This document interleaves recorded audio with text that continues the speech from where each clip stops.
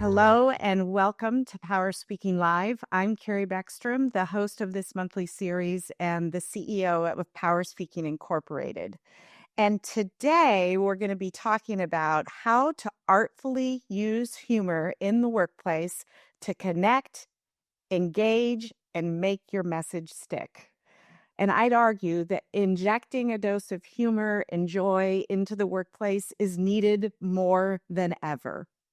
And the power of humor done right is unequivocal.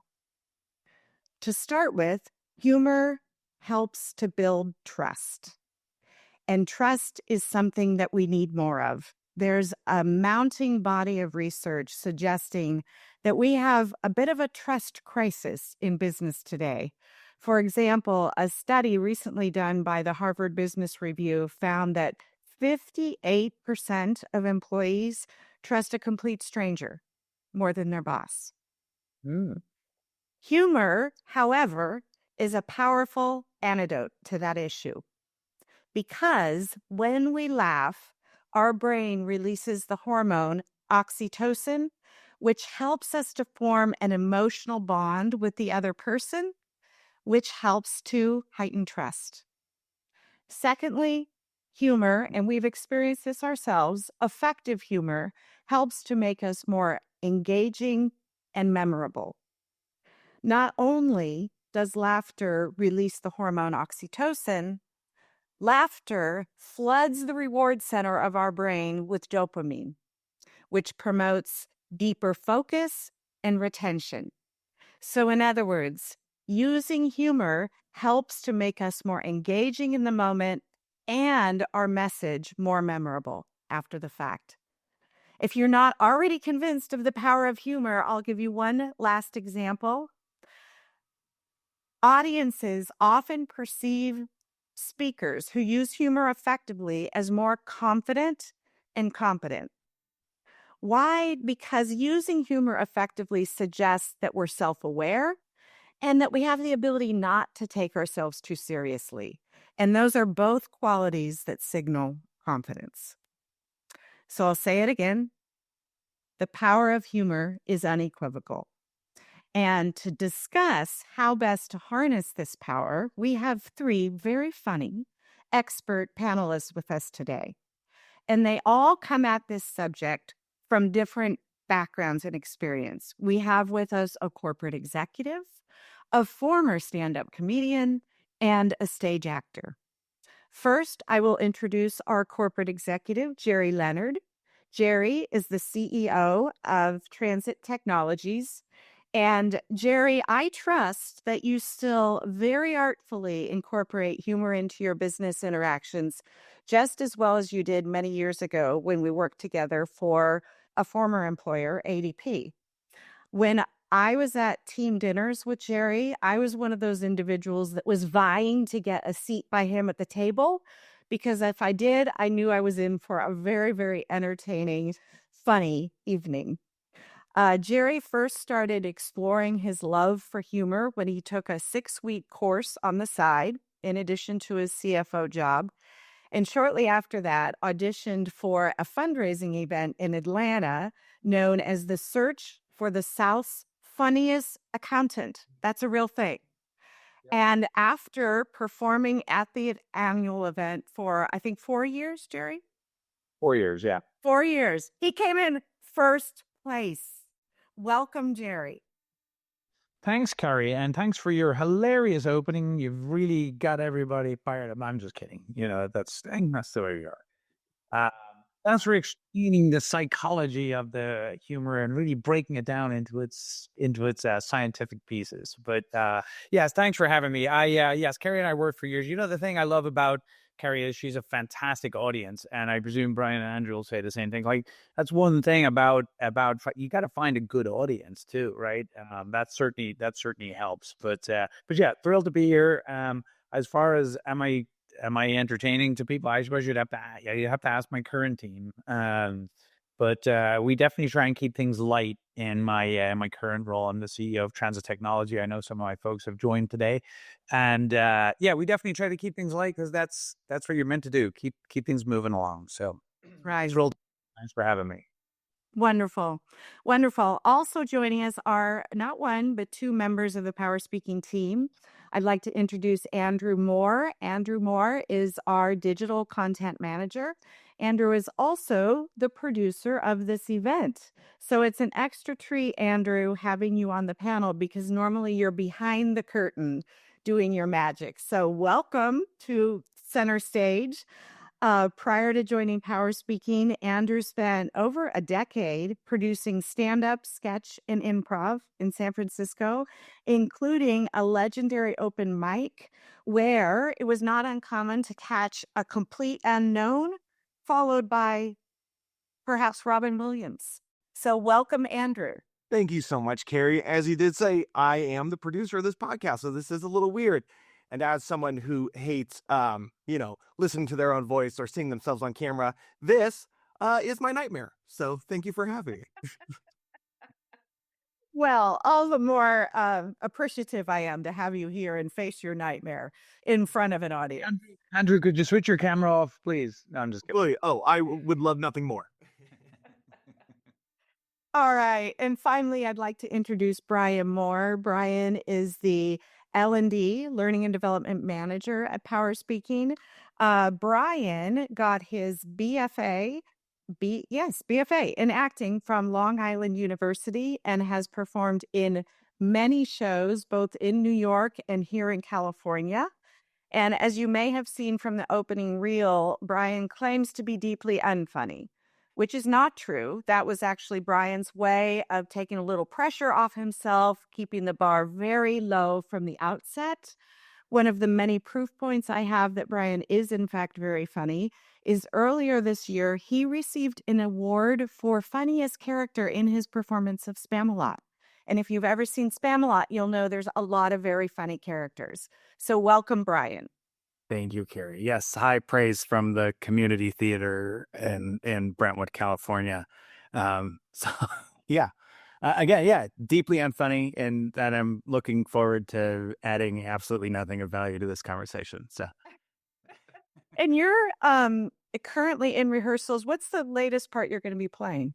you're in town doing Officer Lockstock, and you're in town. So, yeah, we're deep in it. So. Deep in it. Deep in it. All right. Well, let's get deep into this conversation, shall we? Jerry, I'd like to start off with you. I talked about many examples of why it is that humor can be so effective. That being the case, it's still viewed as kind of risky from a lot of people's perspective in a business setting. So talk a little bit to us about, despite the risk, why you feel it's worthwhile and what are some of the benefits that you've personally experienced. Yeah, I think you you kind of hit on a lot of it at the beginning. It definitely creates a bit of trust, right? It breaks down those barriers and makes people feel good about it. But most importantly, what I've found is it actually makes people pay attention. Like I think if you're going to go through the motions of kind of explaining a generally a boring topic, I mean, let's be honest, most business topics they tend to be a little bit dry. So you're just trying to keep people engaged. If you set something up for an hour and you're gonna be like you just want to do something that makes it just a little bit engaging, keeps people on their toes too, because you're kind of like, hey, you never know what they're going to say. But that's definitely how I have found it useful. And again, sometimes you're talking about some pretty tough things. I don't know if you want me to jump to an example, but I was thinking about this, and I had to roll out comp plans for a whole sales force back in kind of the late 90s. And we were making changes to a bunch of sales, and it was going to be a nasty conversation, because when you talk to salespeople about their compensation, they typically get kind of angry because they always feel like they're being screwed. And they pushed me out to do the talk on it. I was running sales operations at the time, and when I went out to the crowd, I said, have you guys seen that scene from Braveheart where they send the Irish in and they go, sir, like why wouldn't we use the archers? And they went, because arrows cost money. Like, send in the Irish. And that's the way I felt. I was being put up in front of all of these sales teams to explain like a comp plan to them. So again, disarming them right out the gate to say, hey, look, this is going to be a tough conversation. I just want to tell you about it, But then during the conversation, we figured out a way to explain it to them. We had 3 big concepts in the comp plan, and it was, anyway, I won't go into all the details of what the comp plans came down to, but when we summarized it, I said, look, sell the core, you will make more. Give the lead, wish Godspeed. Make the plan, you demand. And like, we basically boiled down all the complexity into these 3 little phrases, and it kind of became the thing then. People made T-shirts out of it, and it became a phrase people used for years and years after.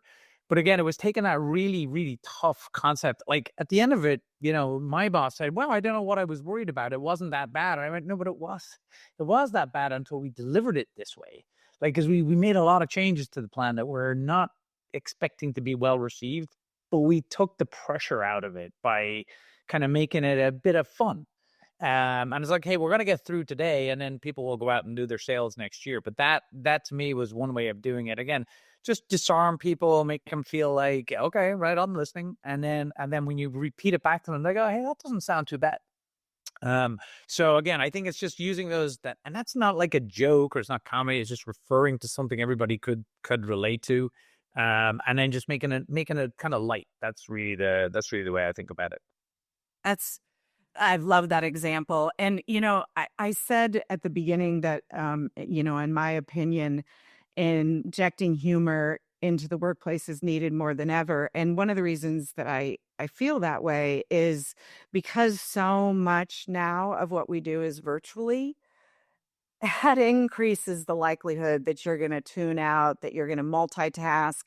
Additionally, for people that start organizations in a remote setting that don't even have the opportunity to meet their leader or their team in person, it's a lot harder to form strong relationships and build trust, through a Zoom screen. So those are one of the reasons, or some of the many reasons why I think humor is even more important because of the way that we are interacting, which can feel a lot less personal.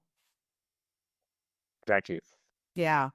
Andrew, talk a little bit about how to share with us some guidance, some techniques. How do you go about effectively incorporating humor into your communications? Yeah, I think that's twofold.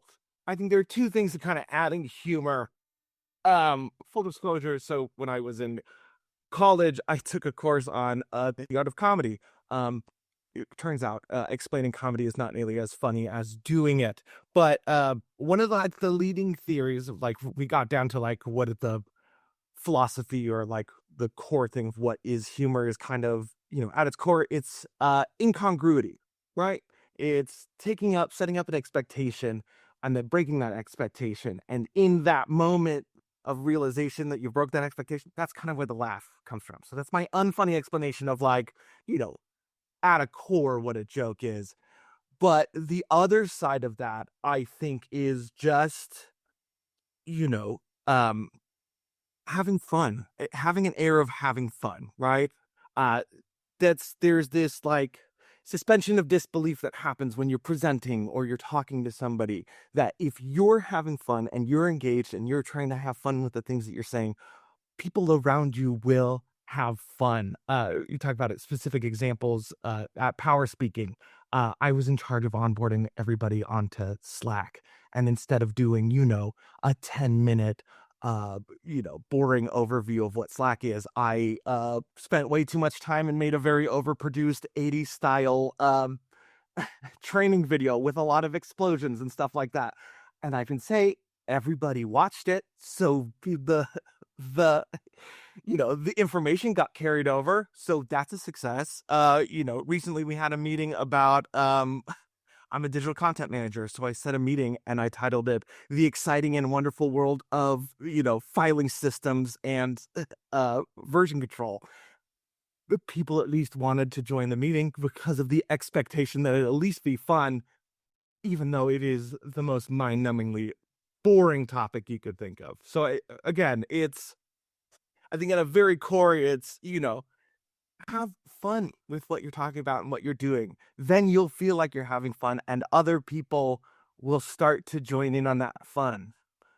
I think that's really at a core what it is. The jokes aren't as important as the feeling you put across. Yeah, absolutely. Absolutely. An audience, by the way, if you have questions for these expert panelists as we engage in this topic, please pose them in chat. We'd love to incorporate you into the conversation.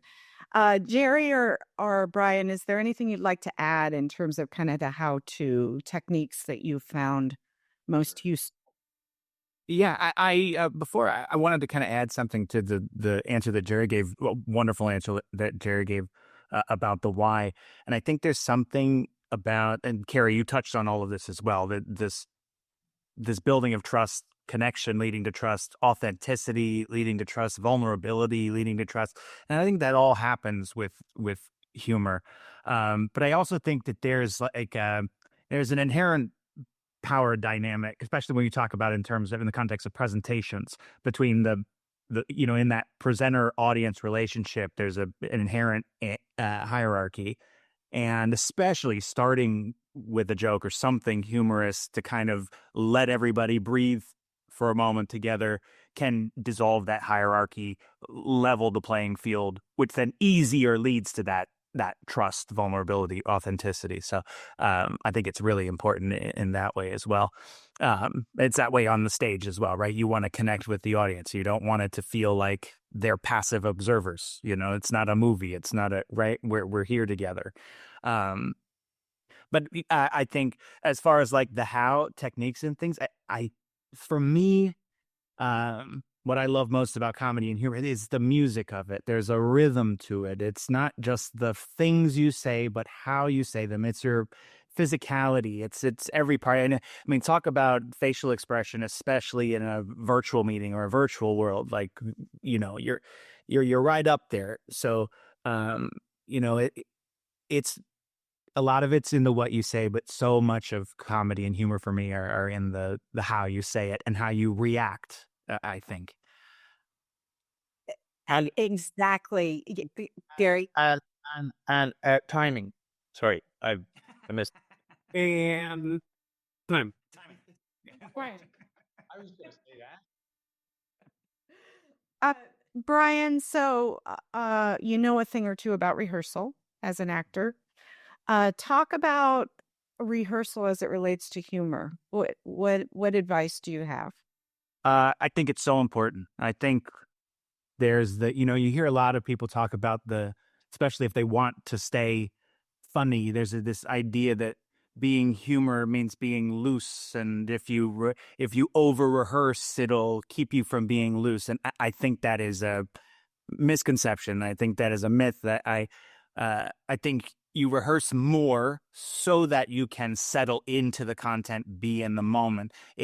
rather than it being, I mean, as long as you're doing it with the right intention. So, Anthony Hopkins is famous for saying that, you know, he will read his lines out loud upwards of 200 times before the first day of filming anything. And the reason being is that once he's digested everything, it lets him kind of roam freely within that content and really live in the moment. Because it's really different. And I think everybody can relate to, you know, if you're giving a presentation, there's that constant voice in your head that's like that panic voice that's like, oh, what's next? What's the next thing? What's the next thing I have to remember? So you're always living in the future. You're always living one step ahead, and it's really difficult to be comfortable and be humorous when you're not able to, because again, the audience, there's a relationship with the audience that is important to being humorous in person. And if you can't live in that moment with them, it's not going to work. It's not going to land. So I think you rehearse, you over rehearse so that you can live freely in the content, roam freely in the content, and stay present. I love that. I love roam freely in the moment. That's so true. And I just, it reminds me of a quote I heard recently. I think her name is Jennifer Acker, and among many other things, she teaches a class on humor at Stanford. And her number one advice in terms of enhancing your communication abilities in general, and this definitely applies to humor and so much of what you're saying, Brian, is know your audience, know your content, and this is my favorite part, know the space in between. It's that space in between, which is often the messy, sometimes messy, unscripted magic that occurs when you're truly making that connection with the audience and just responding to the moment. Yeah, I love the way her number one priority had 3 things in it. Yes, yes, it did. Packaged into one. My priority is family, work, and and leisure, and having a good time. So it's all number one. So we have Reese responded to what you said, Brian. It's internalization, not memorization. Yeah. So you're just really internalizing that so you can be in the moment and not just thinking about what you're going to say next. We have a question from one of our audience members, Mary McGlynn. Can you comment on humor that is often the sarcastic put down, the Don Rickles kind of humor? Well, that's a stupid question. No, I'm just kidding. Go ahead, guys. I think Don Rickles was famous because he would, you know, do that to everyone, right? He could roast everybody in the room, right? It's very funny. It's very cutting. I would say that if you are not practiced in that, avoid that at all costs. Like, you know, the most dangerous kind of humor is that punching down humor because it can so easily go wrong, right? You because if the joke doesn't land, you're just insulting people, and then you're just a jerk, and everybody hates you. On top of that, you know, Mary, you mentioned sarcasm. I don't know. We might touch on this a little later, but there's like, you know, you have to think about people who may not speak English as a first language or cultural considerations, stuff like that. Sarcasm is also kind of one of those ones that you kind of want to avoid. It's easy for us to do sarcasm, but if people are taking everything you say literally, then it doesn't work. And then again, you're just Andrew, God forbid lawyers. Like, I mean,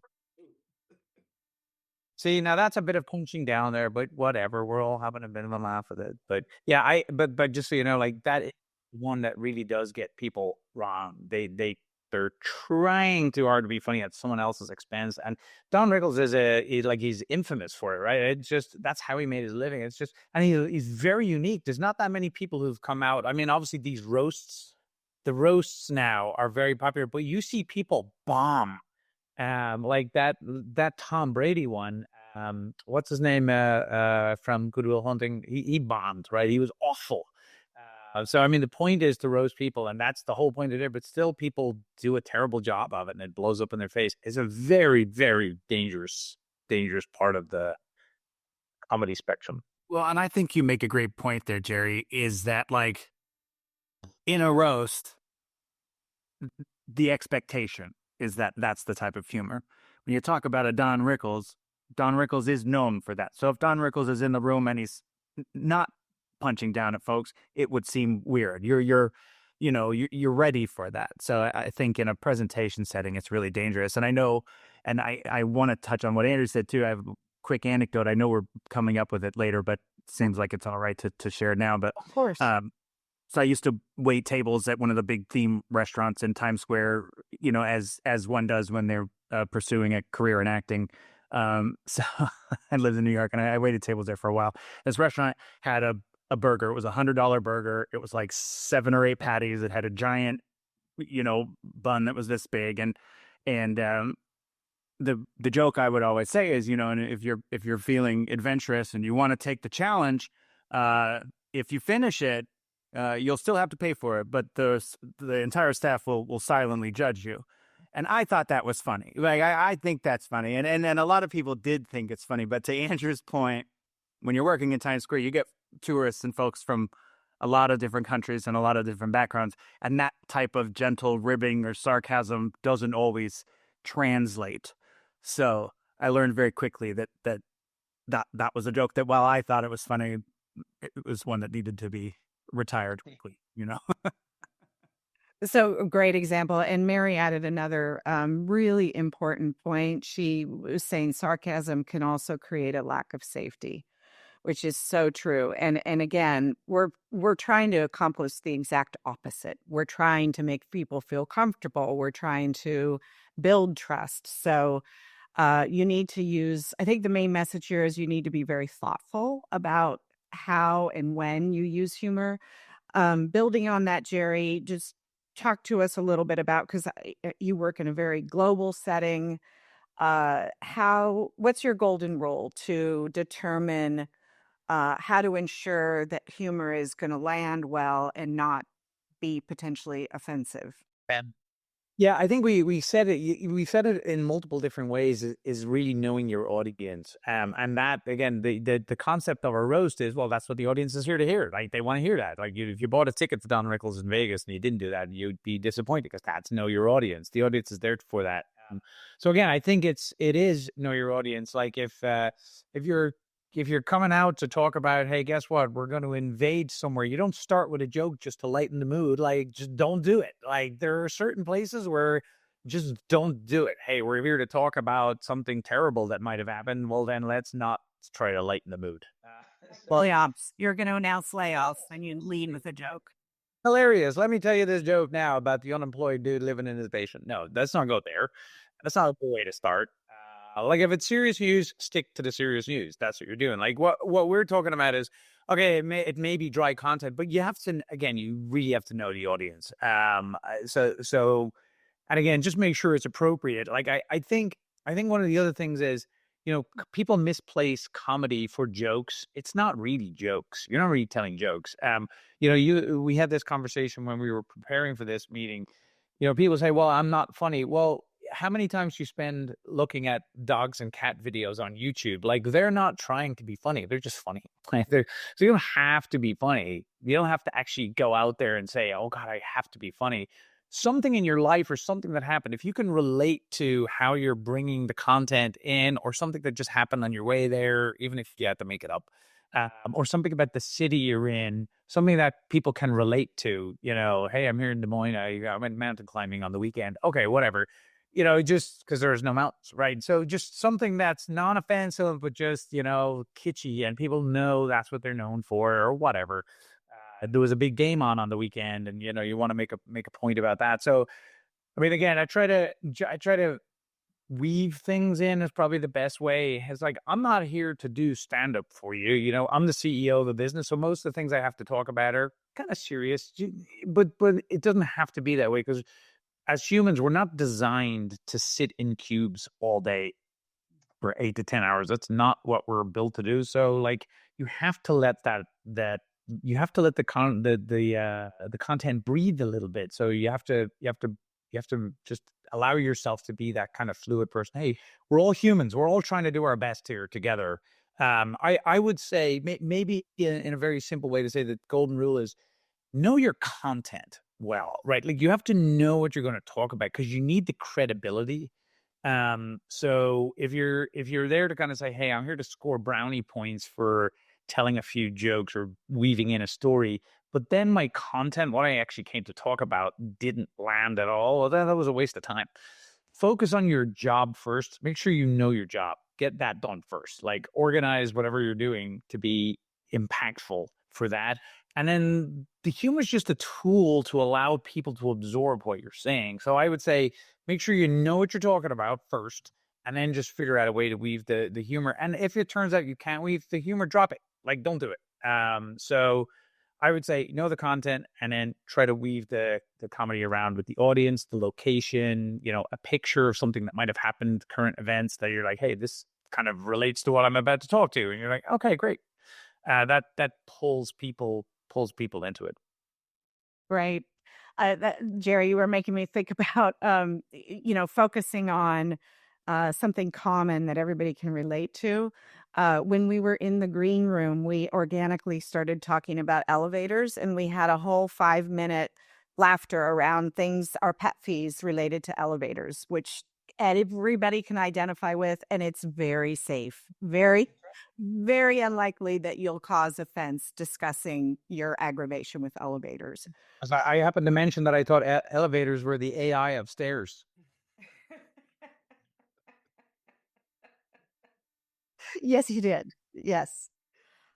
So, Andrew, can you talk about a time in which your attempt to use humor, or either you personally or you observed it, fell flat? And what advice do you have in cases in which that happens? First of all, I've never bombed ever, and also that is a lie. I think so. So going back to I used to run an open mic, and I used to be around comedians all the time. I've probably seen, I don't know, 10,000 sets in my lifetime, ranging from amazing. I've seen terrible comics do great, and great comics do terrible. And there's the through line always when it really truly backfires is when you let a joke not landing derail the rest of your set.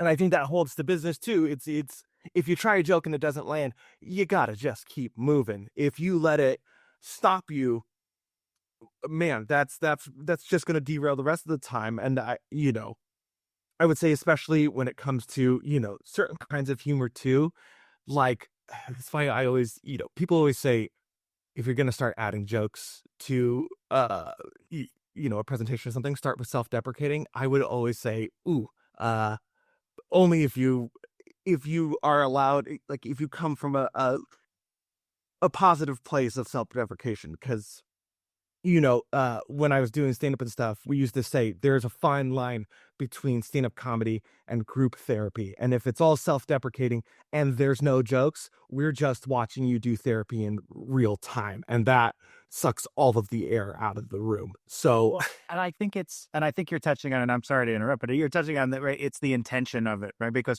self-deprecating humor in a professional setting can be a great way, if it's done properly, toward that playing field leveling, but it can also undermine your credibility. You don't want to do that. I think to Jerry's point, right? The focus has to be, I'm here to get a job done. And if I need to maintain a level of credibility, I don't want to take that away from myself off the bat, Right. Absolutely. We have a question from another audience member, Rachel. She said, would love to hear more specific examples of humor in the workplace that has worked. Yeah, what's something that comes to mind? Yeah, the one that I talked to you guys about last week was we have the ADP group, and I know there's some ex-ADP folks on the phone here and some current ADP folks too. Our Meeting of the Minds event was for large accounts. Every year we bring 1,200, 1,500 people together for this event, and there's 300 or 400 staff people too. So it turns out to be a pretty sizable event. And usually what happens is there's a parade of presidents who come out to talk about their business, and it's like, no offense to all the other presidents and to me too, because I used to have to talk about this stuff. Well, we were in Nashville and we were coming up to talk about healthcare. I think it's Nashville, like it's country music. We should be adapting the local place. Let's go do something about this, right? And they said, well, what are you talking about? And I said, well, like I'm here to talk about healthcare and benefits. And I said, you got to know when to enroll them. You got to know what you told them. And, I started going down this path of like, isn't there like songs about, benefits inherently in Kenny Rogers? And, isn't there like, I used a Johnny Cash song as well. And I was trying to think, I got data in loads of places was a song about like how to bring data together in a whole different bunch of ways. So I kind of like drafted up a couple of paragraphs of these things. I said, I'm going to sing my pitch. And they went, that doesn't make any sense. What? Like, so we kind of scripted it out with the host, and, there was people coming up and talking about tax filing and compliance and, and then I came out with the guitar and basically, sang a couple, we had a bit of banter, and I put a couple of songs in. And, just to let you know, Jerry played guitar at Meeting of the Minds on stage. He was awesome. Thank you, Judy. So yeah, that landed. It made an impact. It was humorous. It was light. They weren't jokes. They were just using very common things that people understood. Like they know the song. You got to know when to hold them, know when to fold them. They're like, oh, right, benefits. And what was amazing about it was each of the songs was only a couple of lines long, but people remembered it. They really remembered it. It's like Judy saying she still remembers it. Like, I still get people coming up to me telling me they remember those songs. So it's bizarre how it makes it easy to stick in your memory. And I stood out from all the other presidents because I asked them afterwards. I said, "Hey, what did you think of XYZ's tax information?" I don't remember anything. And they typically don't remember anything. So gotta kind of. It's a good way to stand out a little bit. But the point of the songs was legit. Like what we were saying was actually real work. It wasn't just all fun. There was actually some real points to what we talked about, but it was done in a pretty lighthearted way. So that's one that definitely worked for me. And I went from there on. I did it fairly regularly after that too. So anyway, that's one example that works for me. Thank you, Jerry. And that's such a great example of one of the points I made at the outset in terms of humor can be so powerful in helping to make your message more engaging and help to make it stick. So what you were doing is flooding the audience's brain with dopamine. That's what was happening in that moment. Very, very effective. So have you ever had any times throughout your career, especially as you were advancing in leadership, where you felt your use of humor potentially was a hindrance to how you were viewed in terms of your advancement potential? Yeah, I did have I think it was one of those things for a few people. It wasn't anything specific. I think it was more about the fact that at one point I was the CFO of a $1.7 billion division, and we'd been talking about strategic plans, and I would make a lot of offhand comments and whatever along the way. Again, just to break up a 3-hour presentation on not particularly exciting topics. And I think it was one of those things where, as part of a review, people said, hey, you really got to make sure you maintain your gravitas, and you got to make sure you're this and that, whatever. But I was actually very careful about like making sure I never offended anybody. And it was one of those things where I felt very confident about what I was doing. Right. So that was always the thing. I knew what I was doing. I knew my craft well. So from a financial standpoint or from a business standpoint, and as people were I think they were trying to tell me, hey, just be careful. So I was always coached on it to just watch the line.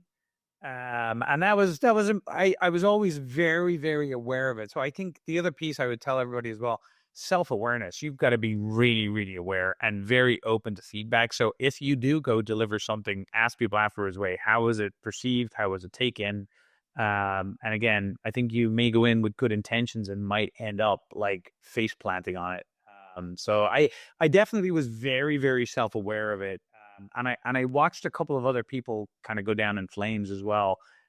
So yeah, when you see it done badly, it can be really bad. So anyway, that's the read the room. That's it. I think that was the key. Yeah. Thank you. So yeah, know your audience, be very self-aware, be thoughtful, and read the room. Brian, because we talked a little bit earlier about the importance of rehearsal and how being really prepared and internalizing that allows you to really be in the moment and read the room. Can you talk a little bit more about that? About reading the room, maybe an example in which you adjusted your approach based on cues that you were getting from the audience? Yeah, I mean, I think that I mean, it's all right. I'm kind of reiterations of everything we talked about, right? It really is about that settling into the content, being there in the moment. That allows you to read the room.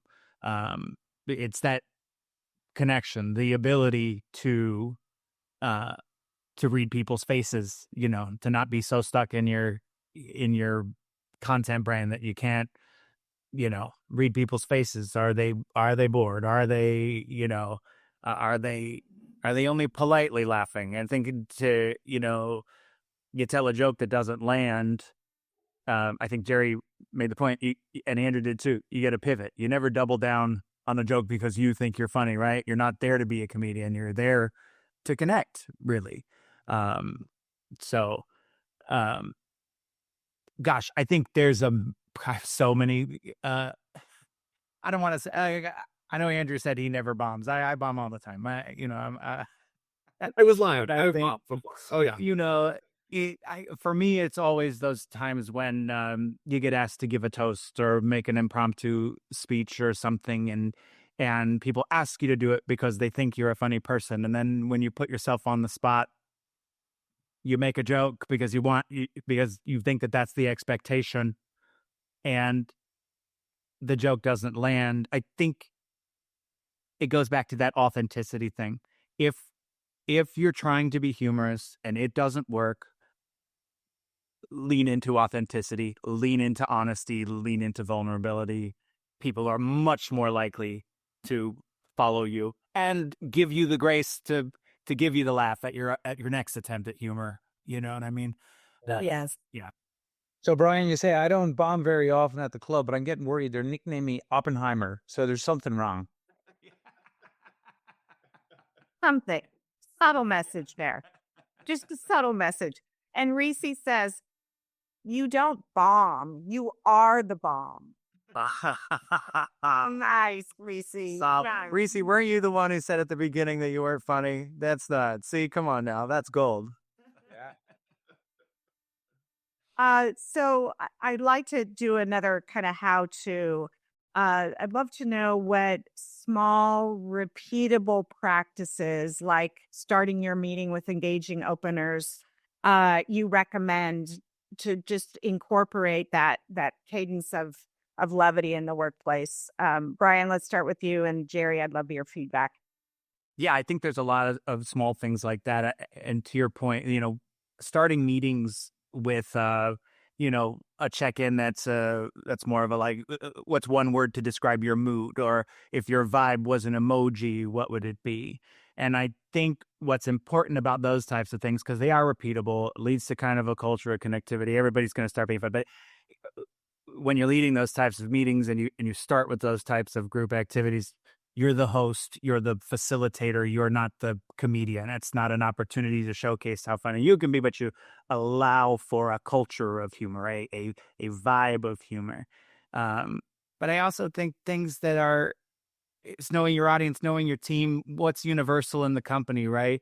You send an update email and I love a tagline of an update email that says, "Hey, congratulations team, we've avoided another meeting." Like, that's everybody knows we don't like meeting, or you get to a meeting that you have to have and you say, "I know this is everybody's favorite type of meeting, mandatory and on camera. So, thank you for being here." Like it's touching on those things that are kind of universal and allowing the vibe, the culture to be one of Yes. of playfulness, of humor. Yeah. Love it. Yeah. Jerry? Yeah, I think I think the concept of connecting with what are universal truisms, right? It's really important to kind of focus on what everyone believes. One of the reasons why The Office is so continuously popular is because it draws on the drudgery of day to day, and people are trying to avoid work and not do things. Like there's a lot of kind of truisms that make that relatable, and people can go, yeah, that's kind of like ours. Like, okay, so I think that the habit for me is just what we talked about earlier, try to get used to introducing yourself in a way that's kind of that people have found intriguing or interesting. I mean, I'm from Ireland. I'm speaking American now, but so you don't notice it that much. But like, if we count to 33, you'll hear my tick accent come true. So like you always find that little nuance. Like, what's something that makes people go straight away? Oh, Ireland, that's interesting. Like, it's something that's kind of interesting if you can do that. Or again, at the town you're in, just get used to having something at the beginning that's just relatable is interesting. I love the concept of what you just said there, Brian, about icebreakers. That's one of the areas that it's a good way to kind of bring the group in. If you're in one of those settings where you can start the conversations with icebreakers, that loosens things up, and that might even allow you then to move into your little jokes kind of subtly. Because I think people have this idea that you got to walk out on stage. Like, stand up is terrifying. I mean, I've done it because you're going from a dead audience to just walking out and going, okay, be funny now. Like, that's not what you're trying to do. Don't walk out on stage and go, wait till you hear this joke. That's not what you're trying to do. You're just trying to say, I'm here to present on something, and then just casually try to weave in. Again, get used to just introducing yourself in a way that's kind of a little bit lighthearted, a little bit amusing, and that might give you a springboard to each time changing the next line to something that's just recently happened. And write things down. I think that's the other piece too. I was talking earlier on about like one-liners. If you hear good one-liners that are clean and easy to use, just write them down. Like, keep a list of little one-liners or things that have happened over the weekend that you want to bring in. That's the thing. Like, I think I put that in the notes here. We had just been to see Mission Impossible. Is that when you see what Tom Cruise does at 62 and you say, okay, what's Mission Impossible for us? You could use that as a line into the next, or whatever movie you went to see. Hey, God, we went to this weekend. I went to the movies with my children. We went to see blah. And from there, you can use that as your lead in. Just try and think of little things that kind of are relatable. And then that to me is a good way to do it. Wonderful. Those are such great examples of what you're ultimately trying to achieve, is that connection, and using universal things that are relatable is very effective. All right, let's close us out. I'd like for each of you to share your favorite humor done right moments and what our audience should take away from that. Andrew? Oh man. There's a lot of great comics and stuff I saw, but if we're talking about like like if we're just talking straight communication, I worked for this company called Funny Biz for a while when I were just out of college, and their whole idea was, adding humor to just business communications, right? Just across the board. And we'd done a bunch of stuff for like these follow-up emails. Like, we'd done these bespoke comedy sketches that we'd send them, and we'd hope they'd send them around. We did these bespoke like music videos. We found out after trial and error, like, the thing that worked the best for a follow-up email of like, hey, we haven't heard from you in a while, just want to see if you're still interested. It was no words. It was a GIF, just a moving GIF of a Cookie Monster in a business suit tapping his fingers on a desk.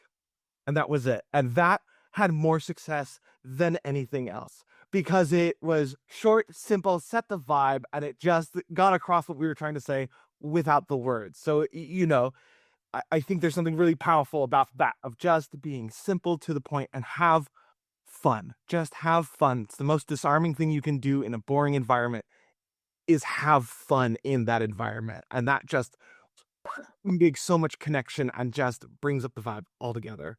So yeah. Simple, have fun. Such a great example. Such a great example. What about you, Brian?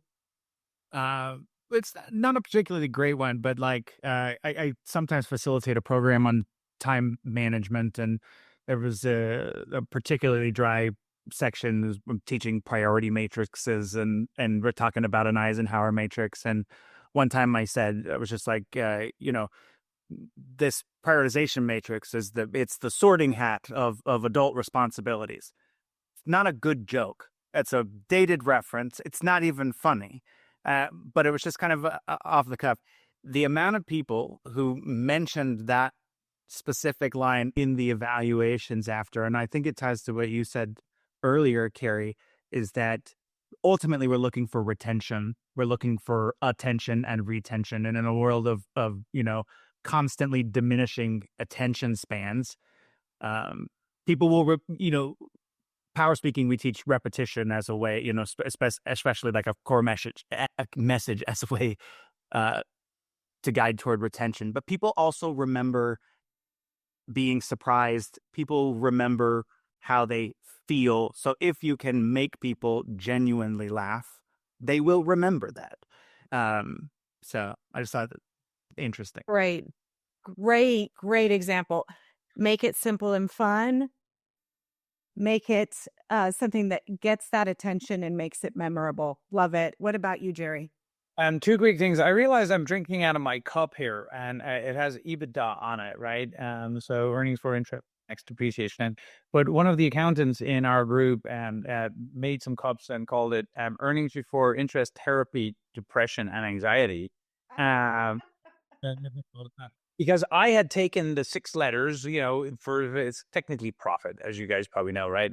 But I had turned it into everybody in transit driving automation. Like, I want everybody thinking about that. Like, that's part of what we are. So I think the simplicity of taking a common acronym that everyone's so used to saying it's actually lost its meaning and flipping it so it actually brings back a new meaning. Like, take the 3 letters like we used to do this all the time at AEP.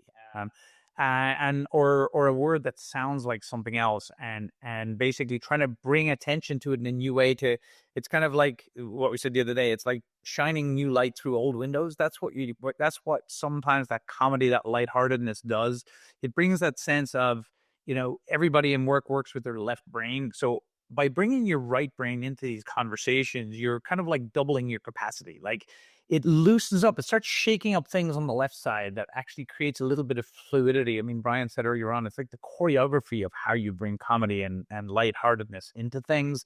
It is that concept. It's like putting an oil into that hard left brain and loosening it up so you can kind of like let it start flowing. And I think productivity and everything comes from that. And if you tell your boss, hey, by the way, this is how we unleash, half of the workforce that's not currently doing what it should do, which is basically just bring the other side of your brain to work. That's the advice I'd give. Oh, gosh, that's good. That is good. We are going to end on that note. Thank you so much to our audience for your engagement, your great questions, and to our corporate executive, former stand-up comedian, and stage actor. Thank you. This was wonderful. Lots and lots of fun.